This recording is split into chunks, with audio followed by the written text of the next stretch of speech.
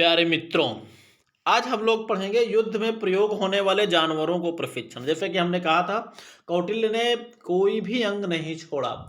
जैसे भी हुआ जानवरों का भी प्रयोग किया, अविश्वसनीय होते थे उनका भी प्रयोग उन्होंने ट्रेनिंग देकर किया। चलिए देखते हैं किस किस जानवरों को इन्होंने प्रयोग किया है। ठीक है, चलिए इन्होंने पहले ये देखते हैं, जानवरों में घोड़े और हाथियों को प्रशिक्षण जो देते थे, कितने प्रकार के प्रशिक्षण देते थे और कौन कौन से प्रशिक्षण शामिल थे ने होते थे और उन प्रशिक्षण को किस प्रकार उसको लागू किया जाता है, किस प्रकार दिया जाता था। ठीक है, चलिए घोड़े को प्रशिक्षण, इन्हें निम्न प्रकार की ट्रेनिंग दी जाती थी। पहला नंबर बालगन। बालगन का मतलब होता है, ट्रेनिंग का नाम था बालगन, का मतलब होता है गोलाकार गति करने की ट्रेनिंग देना, यानी गोलाकार गति करने की ट्रेनिंग घोड़ों को दी जाती थी। दूसरा है नीचे गर्त, सिर को कानों के सीध में रखते हुए धीरे चलना। तीसरा नंबर है घोरण, सरपट चाल से दौड़ना। चौथा नंबर है नारोफ्ट, संकेत के अनुसार गति करना। तो ये चार प्रकार के जो ट्रेनिंग है वो घोड़ों के लिए है। अगला जो है हाथियों को जो ट्रेनिंग दी जाती थी, हाथियों को प्रशिक्षण हो इस प्रकार है, इन्हें 7 प्रकार की ट्रेनिंग दी जाती थी। इसमें पहला नंबर है उपस्थान। उपस्थान का मतलब होता है अग्र एवं पृष्ठ भाग को ऊपर नीचे करते हुए रस्सी एवं बांसों को पार करना, यानी दबकर पार करना। ठीक है, जैसे हम लोग झुक कर कहीं, माफ कर कहीं हमको नीचे जाना होता है तो हम लोग झुक कर जो है अपने आप को बाहर की तरफ निकाल देते हैं, पार करवा लेते हैं, बिल्कुल उसी प्रकार है ये उपस्थान। दूसरा है संवर्तन। संवर्तन का मतलब होता है सो जाना।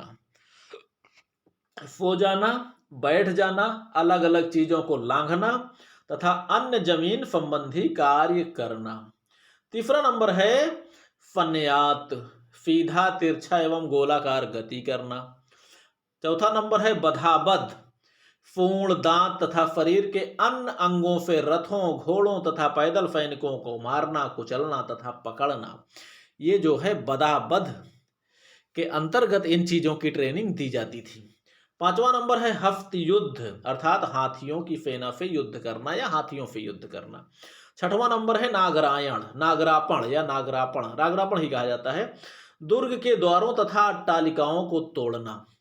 सातवां नंबर है सांग्रामिक, युद्ध क्षेत्र में प्रकट रूप से युद्ध करना।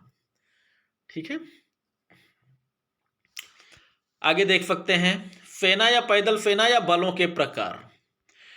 सेना के बलों के प्रकार यानी कितने प्रकार की पैदल सेना, खास करके इसमें देखा जाए तो पैदल सेना में कितने प्रकार के बल होते थे, कितने प्रकार के बलों को शामिल किया जाता है। या कह सकते हैं हम कि कौटिल्य के ने जो पैदल सेनाओं का प्रयोग करता था, वे पैदल सेनाओं को कितने तरीके से वो प्राप्त करता था और कौन कौन से सैनिक होते थे, उनकी एक प्रकार से सैनिकों की श्रेणियां इन्होंने बनाया था। ठीक है, तो देखिए पैदल सेना के 6 प्रकार के बल होते थे या 6 प्रकार से इसमें संगठित किया जाता था। जिसमें जो पहला बल है वो होता है मौल बल। मौल बल जो होता है, यह राजधानी की मूल सेना होती थी, जिसका मुख्य कार्य ही होता था केवल राजधानी की सुरक्षा करना। इसमें खास करके क्षत्रियों की भर्ती की जाती थी, जिसमें खास करके नियमित वेतन दिया जाता था और ये क्षत्रिय एक प्रकार से अनुवंशिक रूप से भर्ती होते थे। चलिए देख लेते हैं, यह राजधानी की रक्षा करने वाली मूल सेना होती थी, नियमित एवं क्षत्रियों द्वारा निर्मित सेना होती थी, अनुवंशिक आधार पर क्रम से आई लड़ाकू व्यक्तियों की सेना, अर्थात जो सैनिक है उसका बेटा भी सैनिक बनेगा, उसका पोता भी सैनिक बनेगा, इसे अनुवंशिक रूप से जो कि राज्य के प्रति, राजधानी के प्रति वफादार होते थे। सर्वाधिक विश्वसनीय एवं अस्थायी सेना होती थी। राज्य की ओर से इन्हें नियमित वेतन देने की व्यवस्था होती थी। इन्हें भयंकर युद्ध क्षेत्रों में लगाया जाता था। ठीक है, इन्हें बड़े बड़े युद्धों में लगाया जाता था। वैसे भी क्षत्रियों को लड़ाकू प्रजाति कहा भी जाता है और फिर सुरक्षा की सारी जिम्मेदारी क्षत्रियों पर ही होती थी। दूसरा होता है भृतक बल। भृतक बल का मतलब होता है आवश्यकता पड़ने पर युद्ध के समय भर्ती की गई अस्थायी सेना। जरूरत पड़ने पर भर्ती, जरूरत खत्म तो उनको भत्ता उत्ता देकर बगल कर दीजिए। इस प्रकार से इन्हें वेतन भोगी सेना भी कहा जाता है, जो कि भत्ते के शर्त पर कार्य करने वाली सेना होती थी। युद्ध के बाद इस सेना को समाप्त कर दिया जाता था। तीसरा नंबर है श्रेणी बल। श्रेणी बल का मतलब होता है गिरोह बनाकर युद्ध करने वाली सेना। एक प्रकार से ये होती है व्यापारियों की सेना। जो व्यापारी अपने सैनिकों की भर्ती स्वयं करते हैं, उनको ट्रेनिंग वगैरह खुद देते हैं, बदले में जब किसी को जरूरत पड़ती थी तो व्यापारियों से मदद लेते थे, तो मदद के बदले में व्यापारियों को ये लोग धन देते थे, पैसा देते थे राजा लोग। ठीक है, एक प्रकार से भाड़े की सेना हम लोग कह सकते हैं, किराए की सेना। व्यापारियों की सेना या व्यवसायिक सेना हम कह सकते हैं, जिसे किराए अथवा भाड़े की सेना हम लोग कह सकते हैं। व्यापारी वर्ग जो होते थे आवश्यकता के समय राजा को सैन्य सहायता प्रदान करते थे और स्वयं भर्ती करके रखते थे। ठीक, इससे सहायता के बदले व्यापारी को राजा से धन प्राप्त होता था। इसीलिए कहते हैं ना, भाड़े पे जैसे हम लोग कोई चीज लाते हैं तो बदले में उसका यूज करते हैं, फिर उसको पैसा दे देते हैं, फिर वापस कर देते हैं। तो ऐसे इसमें भी सेना की भर्ती जो होती थी व्यापारी लोग खुद करते थे, और राज्य को जरूरत पड़ती थी तो व्यापारियों से मांगते थे और बदले में उनको पैसा दे देते थे, किराया दे देते थे सैनिकों का किराया। ठीक है, अगला होता है मित्र बल। इसमें मित्र राज्यों की सेना या सामंत राज्यों की सेना होती थी, सामंत राजाओं की सेना होती थी। मित्र राजा भी हो सकते हैं और सामंती राजा भी हो सकते हैं। मित्र राजा कौन है? मित्रों जो रिश्तेदारी में बंधे होते हैं वो मित्र भी हो सकते हैं, वैसे भी मित्रता में बंधे हो तो और भी मित्र हो जाते हैं। लेकिन सामंती राजा जो होते हैं, जिन राजाओं को पराजित करने के बाद राज्य उन्हीं को दे दिया जाए और कहा जाए कि आप हमको टैक्स देते रहिए और राज्य करते रहिए, तो सामंती राजा होते हैं। ठीक है, समझ गए होंगे। मित्र राज्यों में या तो संबंधी हो सकते हैं या तो वैसे भी मित्र हो सकते हैं जो बराबरी की शर्त पे होते हैं।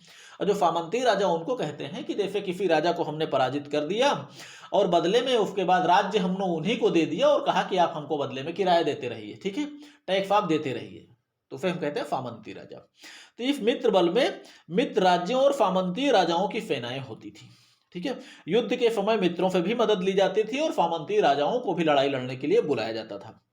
ठीक है, और ये मित्र राजाओं द्वारा द्वितीय मोर्चा खोलकर भी युद्ध किया जाता था कि अचानक जो है लड़ाई हो रही है, फिर अचानक मित्र भी पहुंच कर आए आक्रमण कर दें, सामंती राजा भी पहुंच के आक्रमण कर दें। तो ऐसे में होता क्या है कि परिस्थितियों में कभी ऐसी परिस्थितियां पैदा हो जाती हैं कि जीतती हुई सेना भी पराजित हो सकती है और शत्रु के कभी जो है, जो शत्रु के पांव जमने वाले होते हैं उनके भी पांव उखड़ जाते हैं। ठीक है, अचानक आक्रमण होता है। 5वां नंबर है अमित्र बल। शत्रु राज्यों की जीती गई सेना या पराजित शत्रुओं की सेना हो सकती है, जो कि पूर्णतया अपने बस में की गई हो सेना हो, तभी इनका प्रयोग किया जाए। लेकिन युद्ध के समय आवश्यकता पड़ने पर ही इनका प्रयोग किया जाता है। लेकिन यह सेना अधिक विश्वसनीय नहीं होती। ऐसा न हो कि हमारे दुश्मन की फौज हो, हम उसको अपनी तरफ से लड़ने के लिए भेजें और लड़ाई के मैदान में हमारा ही विनाश करना शुरू कर दें, इसीलिए बहुत अधिक विश्वसनीय नहीं होती थी। वैसे युद्ध में इनका प्रयोग खास करके लड़ाई में कम किया जाता था, लेकिन अन्य जो है बिना लड़ाई वाले कार्य इनसे ज्यादा लिए जाते थे, जैसे खाई खोदना हो गया, सामान ले जाना हो गया, रफत पहुंचाना हो गया आदि, ये सारे कार्य इनको दे दिया जाता था। लड़ाई में तो कहीं जो है उल्टा पुल्टा ना काम करना शुरू कर दें, यही इनके ऊपर विश्वास नहीं होता था। अगला है अटवी बल। अटवी बल होता था जंगली एवं असभ्य जातियों की सेना होती थी, खास करके जंगल में जो होते थे जंगली जातियों की सेना होती थी। एक प्रकार से मार्गदर्शक एवं राजा को सैन्य सेवा प्रदान करते थे और युद्ध के बाद लूटपाट करना ही इनका मुख्य कार्य होता था। और लूट से मिला हुआ धन इनका पारितोषिक होता था। जरूरत पड़ने पर कभी कभी राजा लोग स्वयं भी इनको पैसा दे देते थे कुछ, ठीक है, प्रसन्न होकर। बाकी युद्ध के बाद इनको छूट रहती थी, लूट सके सो लूट। ठीक है मित्रों, चलिए अगला है संगठन या पदाधिकारी वर्ग। कौटिल्य की सेना, कौटिल्य ने कितने प्रकार के संगठन या सेनाओं का जो संगठन होता था या छोटी छोटी टुकड़ियां होती थी, उनके कौन कौन से अधिकारी होते थे और टुकड़ियां जो होती थी उसमें कितने प्रकार के सैनिक होते थे, कितने सैनिक होते थे, कितनी छोटी बड़ी टुकड़ियां होती थी। ठीक है, चलिए देख सकते हैं। सबसे जो पदाधिकारी होता था, जो सबसे छोटा पदाधिकारी होता था उसे पदिक कहा जाता था, और बड़ा जो होता था, बड़ा कमांडर जो होता था या बड़ा अधिकारी होता था उसे नायक कहा जाता था। पदिक के अंतर्गत कितने सैनिक होते हैं आप इसको देख सकते हैं। पदिक इनके अधीन 10 रथ, 10 हाथी, 100 घोड़े, 300 पैदल सैनिक, कुल मिलाकर 420 होते थे। अब सेनापति जो होते थे ये लगभग 10 पदिक के बराबर होते थे, डायरेक्ट उनका 10 गुना। और सेनापति होते थे 100 रथ, 100 हाथी, 1000 घोड़े, 3000 पैदल, 4200 हो जाते थे।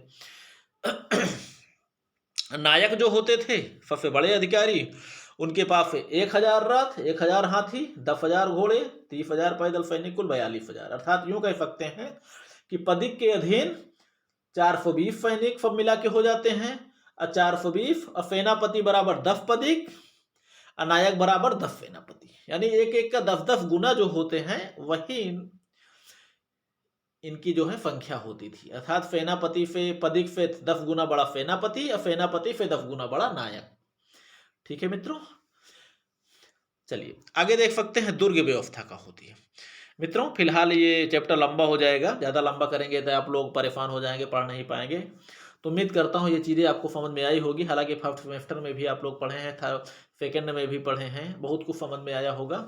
बाकी नहीं आता है तो कमेंट करिएगा, उम्मीद करता हूँ थोड़ा समझ में जरूर आया होगा। मित्रों बस एक ही चीज़, लाइक और सब्सक्राइब जरूर कर दिया कीजिए।